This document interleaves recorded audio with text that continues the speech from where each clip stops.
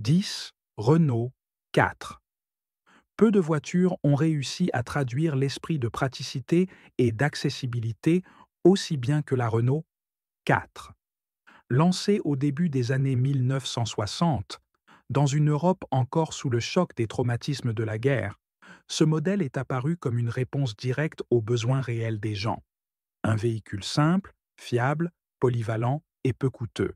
C'est une tentative de démocratisation du transport personnel sur un continent qui commence à considérer la mobilité comme un droit et non comme un luxe. La Renault 4, avec son allure modeste et sa mécanique robuste, remplissait parfaitement cet espace. Son design n'était pas destiné à impressionner. Avec ses lignes droites, ses quatre portes et son arrière carré, elle privilégiait l'espace intérieur et la fonctionnalité. Sa suspension surélevée et sa traction avant lui permettaient de circuler avec aisance aussi bien dans les rues étroites de la ville que sur les chemins de terre de la campagne. Derrière cette simplicité se cache une ingéniosité discrète. La banquette arrière amovible, par exemple, transforme la voiture en un véhicule utilitaire improvisé, prêt à transporter des charges, des outils ou même à être utilisé pour de petits déménagements. C'est la voiture idéale pour l'agriculteur, le facteur, l'étudiant et la famille bourgeoise en quête d'indépendance. En plus de 3 décennies de production, la Renault 4 a été fabriquée dans plus de 100 pays et vendue à un nombre impressionnant de 8 millions d'unités. Elle est devenue un symbole de mobilité abordable, en particulier dans les pays d'Europe, d'Amérique latine et d'Afrique, où sa résistance et son entretien peu coûteux en ont fait un choix presque évident. Il n'était pas rare de voir une Renault 4 sur la route après des décennies d'utilisation intensive, adaptée, rénovée, mais toujours en mouvement, remplissant sa mission avec dignité. Et c'est cette dignité tranquille qui marque le début de notre voyage à travers les voitures européennes les plus emblématiques. Car, même parmi les supermachines et les designs époustouflants, il y a quelque chose de profondément symbolique dans une voiture qui, sans prétendre être extraordinaire, a fini par marquer la vie de millions de personnes. Et si la Renault 4 représente le peuple dans sa forme la plus pratique, le modèle suivant révèle comment l'obsession de la performance peut transformer une marque et révolutionner notre façon de conduire. 9. Audi Quattro. Si la Renault 4 a montré que la simplicité peut faire bouger le monde, l'Audi Quattro a prouvé que l'innovation peut redéfinir complètement les règles du jeu. À une époque où la plupart des voitures de sport reposaient uniquement sur la traction arrière, Audi a osé aller plus loin en introduisant un système de transmission intégrale permanente dans un coupé sportif. Le résultat n'est pas seulement une avancée technique, c'est une révolution. Lancée au début des années 1980, la Quattro a défié les conventions avec une proposition radicale: réunir les performances, le contrôle et la sécurité dans un ensemble élégant, robuste et étonnamment efficace sur n'importe quel terrain. C'est dans le monde du rallye qu'il a eu l'impact le plus notable. Alors que les concurrents dérapaient sur le gravier, la boue ou la neige, l'Audi Quattro gardait son sang-froid et accélérait sans perdre l'adhérence. La traction Quattro, comme on l'appelle désormais, a donné à la marque un avantage concurrentiel immédiat, qui s'est traduit par des titres et de la gloire dans le championnat du monde des rallyes. Mais plus que des trophées, ce que le Quattro offrait était une nouvelle façon de concevoir la performance automobile. Elle a montré que la puissance sans le contrôle n'est rien et que la bonne technologie peut transformer même les conditions les plus défavorables en alliés de la performance. Esthétiquement, la Quattro ne cherchait pas à se faire remarquer. Ses lignes sont fermes, presque discrètes, mais elles dégagent une confiance tranquille. Le long capot, la robustesse de la carrosserie et le subtil aileron composent un look qui allie sportivité et sobriété, fidèle à l'élégance allemande.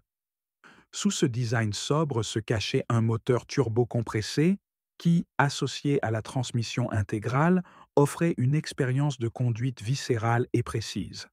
C'était une voiture qui ne se contentait pas d'aller vite, elle vous donnait l'impression d'avoir le contrôle absolu, même dans les situations les plus délicates.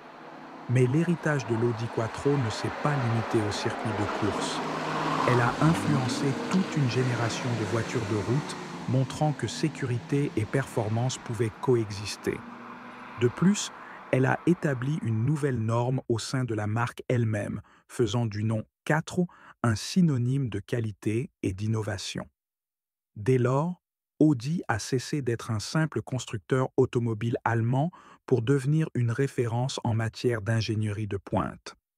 Ainsi, alors que la Renault 4 a montré que tout le monde peut se déplacer, la Quattro nous a appris que la façon dont nous nous déplaçons peut être réinventée. Nous passons maintenant à une voiture qui, comme peu d'autres, a allié beauté et audace, portant le concept de design automobile à un nouveau niveau et qui, aujourd'hui encore, est considérée par beaucoup comme la plus belle de tous les temps. 08 Mercedes-Benz 300 SL, aile de mouette. Avec les progrès de l'ingénierie et la renaissance industrielle de l'après-guerre, l'Europe a vu naître des voitures qui non seulement transportaient des personnes, mais incarnaient aussi l'esprit d'une nouvelle ère. La Mercedes-Benz 300 SL a été l'un de ces jalons. Lancée en 1954, elle n'était pas seulement une voiture de sport d'élite, elle déclarait que l'Allemagne était de retour au sommet de l'innovation automobile. Son allure futuriste, caractérisée par ses portes en ailes de mouette, la distinguait immédiatement de tout ce qui circulait dans les rues. C'était comme si une voiture avait été sortie d'un rêve et placée sur l'asphalte. Mais la 300 SL ne s'est pas contentée d'impressionner par son allure. C'était la première voiture de série à utiliser l'injection directe de carburant, une technologie de pointe pour l'époque qui augmentait la puissance et l'efficacité du moteur. Capable d'atteindre des vitesses supérieures à 160 miles par heure, c'était une fusée élégante, une voiture de sport qui pouvait être utilisée à la fois sur circuit et sur route dans un confort surprenant. Elle représentait un équilibre rare entre performance brute et sophistication raffinée, ce que peu de marques ont réussi à reproduire avec autant de précision. Sa production limitée et son coût élevé en ont fait un privilège réservé à un petit nombre, mais son impact est allé bien au-delà du nombre d'unités vendues. La 300 SL est devenue un symbole de statut, d'ingénierie de pointe et de design visionnaire. Aujourd'hui encore, elle est l'une des voitures de collection les plus appréciées et les plus convoitées au monde. En observant ses formes épurées et sa mécanique précise, on comprend que le vrai luxe n'est pas dans l'excès, mais dans l'excellence. Et c'est cette excellence qui relie le passé à l'avenir, ouvrant la voie à un prochain modèle qui a donné un nouveau sens à l'expression beauté sur roue. 07 Jaguar. Type E. S'il est une voiture qui a réussi à capturer l'essence de la beauté automobile dans sa forme la plus pure, c'est bien la Jaguar E-Type. Lancée en 1961, elle est non seulement devenue une référence esthétique, mais a également redéfini ce que le monde attendait d'une voiture de sport. Ses lignes longues, basses et aérodynamiques ont eu un impact immédiat. C'était une voiture qui n'avait pas besoin de bouger pour communiquer sa vitesse. Il suffisait de la regarder pour comprendre qu'elle avait quelque chose de spécial. Il n'est pas étonnant qu'Enzo Ferrari, l'un des noms les plus exigeants de l'histoire du sport automobile, ait déclaré que la Type E était la plus belle voiture jamais construite. Derrière cette apparence frappante se cachait un ensemble mécanique tout aussi impressionnant. Équipée de moteurs puissants et d'une suspension moderne, la Type E offrait des performances comparables à celles des supersportifs de l'époque, mais pour une fraction du prix. Elle offrait une forte accélération, une tenue de route précise et une expérience de conduite alliant confort et adrénaline. C'était une voiture capable d'affronter les autobahns allemandes ou les courbes des routes britanniques avec autant d'aplomb. Et elle le faisait avec une élégance presque aristocratique. Mais ce qui a peut-être rendu la Type E si spéciale, c'est sa capacité à être sophistiquée sans être inaccessible. Elle attirait les stars de cinéma, les musiciens, les artistes et les amateurs de design. Garée devant une maison ou paradant dans les rues, la Type E était plus qu'une voiture, c'était une œuvre d'art vivante. Aujourd'hui encore, Elle figure sur les listes des plus belles voitures de l'histoire, et chaque exemplaire préservé porte en lui un morceau de l'époque où style et performance allaient de pair. Et c'est précisément à ce carrefour entre performance et innovation que se trouve la prochaine icône européenne. Si la Type E a séduit par ses caractéristiques et sa classe, la voiture suivante a marqué l'histoire en inaugurant une nouvelle catégorie, les supercars, et elle l'a fait avec un moteur central, un design ravageur et un nom de marque qui, à ce jour, est synonyme de désir, Lamborghini. 06. Lamborghini Miura. À la fin des années 1960, le monde de l'automobile a été secoué par une initiative audacieuse venue d'Italie, la Lamborghini Miura. À une époque où les voitures les plus puissantes gardent le moteur à l'avant, la Miura brise les paradigmes en adoptant un moteur V12 monté au centre du châssis, une position jusqu'alors réservée aux voitures de course. Ce geste n'est pas seulement technique, il est symbolique. Il représente une page qui se tourne, une rupture avec le conventionnel. La Miura ne se contente pas de courir. Elle veut séduire, marquer les esprits et établir une nouvelle norme pour ce que l'on entend par voiture de sport. Son design était une provocation esthétique. Avec ses courbes fluides, ses phares rétractables et son arrière sculptural, la Miura semblait taillée pour la rue, mais avec une âme de piste. Conçue par Marcello Gandini, son allure suscite l'étonnement et l'admiration partout où elle passe. Elle semblait rapide même à l'arrêt, comme un félin sur le point de bondir. Chaque détail exprimait le mouvement, la liberté et l'arrogance italienne, non pas comme un défaut, mais comme une affirmation d'identité. Il était impossible de l'ignorer, et c'est exactement ce que Lamborghini voulait. Créer quelque chose de si extrême qu'il forcerait le monde à regarder. Sur la route, la Miura est sauvage. Avec plus de 350 chevaux, elle offrait une expérience viscérale, presque indomptable. Sa conduite exigeait de l'attention, mais était récompensée par de l'émotion. Il n'y avait pas de filtre, pas d'électronique pour corriger les erreurs. Il n'y avait que le conducteur, la voiture et la route. Cette connexion brute et directe a établi une nouvelle norme en matière d'implication au volant et a inspiré des générations de super voitures de sport à venir. Ferrari, Porsche, McLaren, tous ont dû regarder la Miura et reconnaître qu'il y avait un nouveau roi sur la piste. Mais la Miura n'était pas qu'une question de vitesse et de vanité. Elle représentait une philosophie, l'idée qu'une voiture peut être à la fois l'expression de l'art, de la puissance et de la rébellion. Une sculpture fonctionnelle, faite pour être admirée, mais aussi pour être défiée. Et si la Miura a mis Lamborghini sur la carte avec un rugissement, la voiture suivante a montré que la technologie et le confort pouvaient aller de pair avec l'avenir. Une voiture qui semblait venir de l'espace et qui, avec sa suspension unique, élevait l'expérience de conduite à un autre niveau. 05. Citroën DS. En 1955, alors que le monde considère encore les voitures comme de simples outils de transport, Citroën présente quelque chose qui semble venir du futur.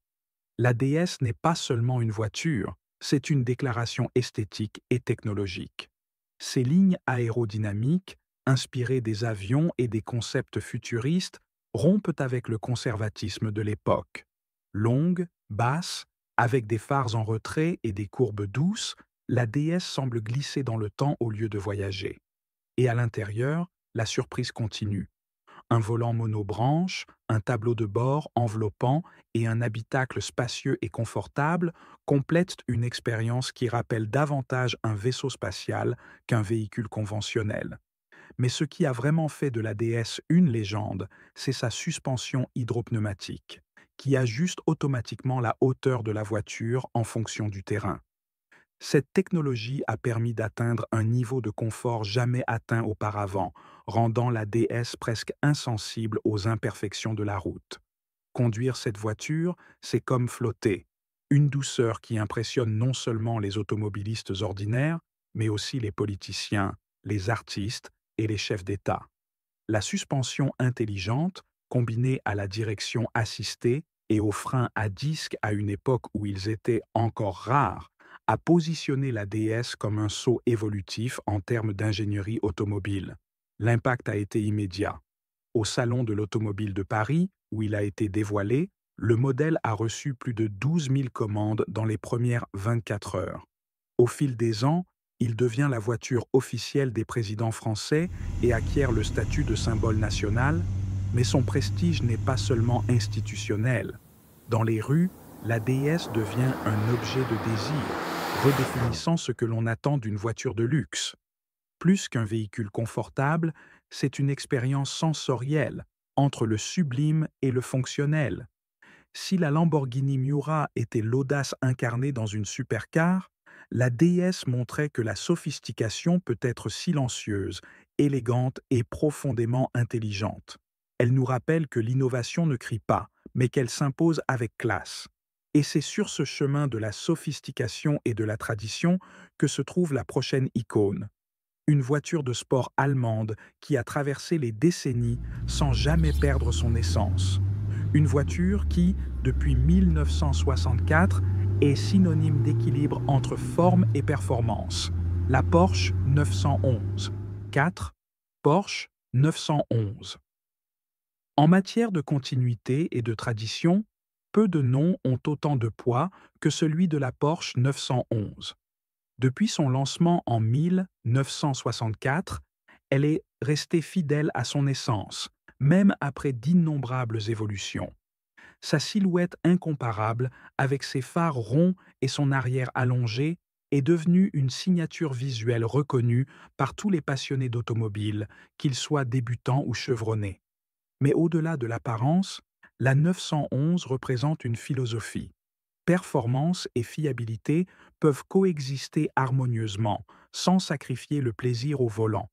Conçue à l'origine pour remplacer la Porsche 356, la 911 a conservé l'idée du moteur arrière, un choix peu conventionnel, mais qui a fini par devenir une caractéristique déterminante de sa personnalité. Cette configuration est un défi à l'équilibre qui exige une grande maîtrise de la part du conducteur. Mais en même temps, elle créait un lien unique entre la machine et le conducteur, comme si chaque virage nécessitait une conversation constante entre les deux. Au fil des décennies, la voiture est devenue plus raffinée, plus technologique, mais elle a toujours préservé ce qui la rendait spéciale. L'expérience de conduite à l'état pur. Il n'est pas exagéré de dire que la 911 a évolué sans jamais renoncer.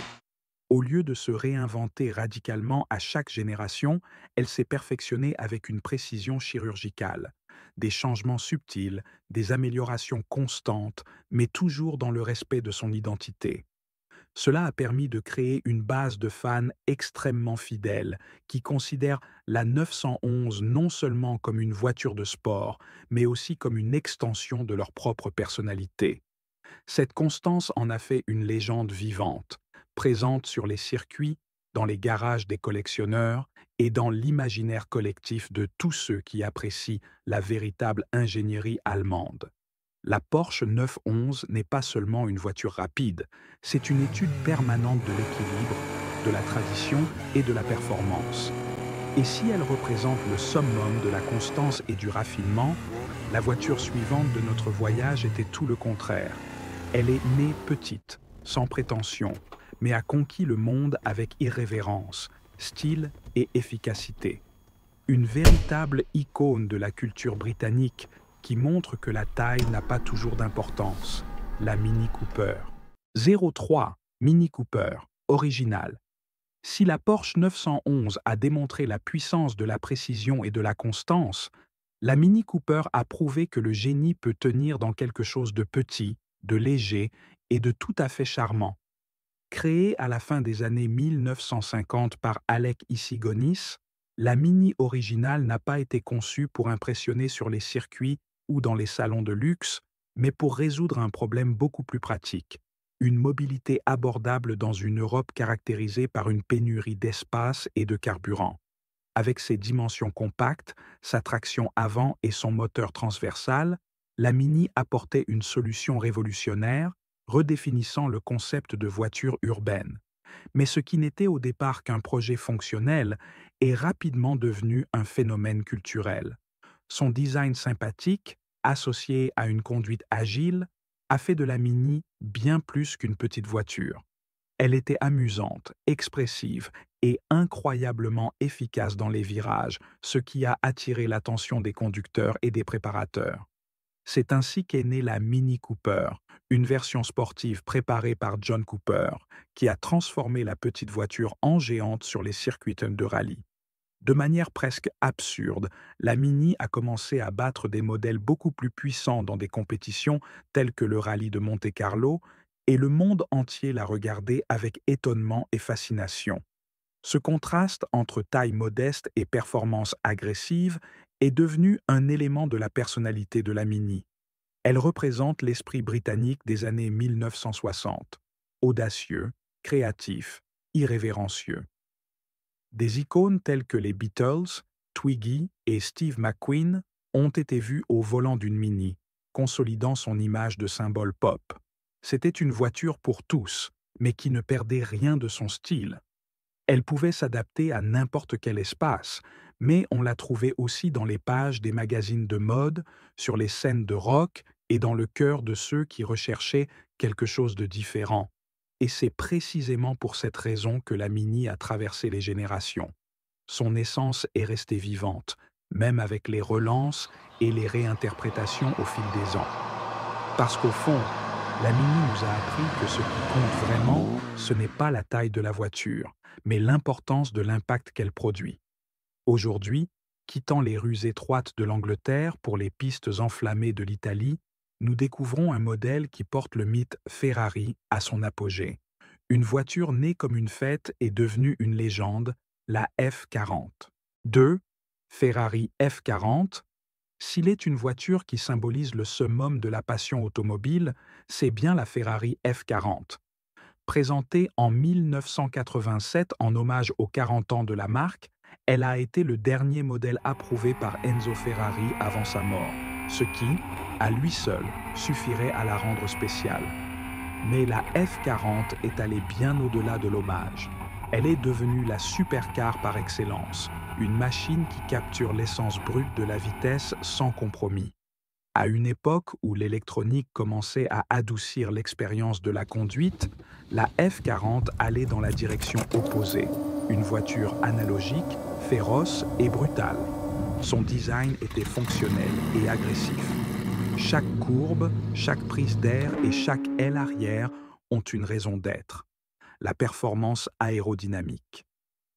La carrosserie faite de matériaux légers, tels que le Kevlar et la fibre de carbone, cachait un moteur V8 biturbo de 478 chevaux, capable de l'emmener à plus de 200 miles par heure.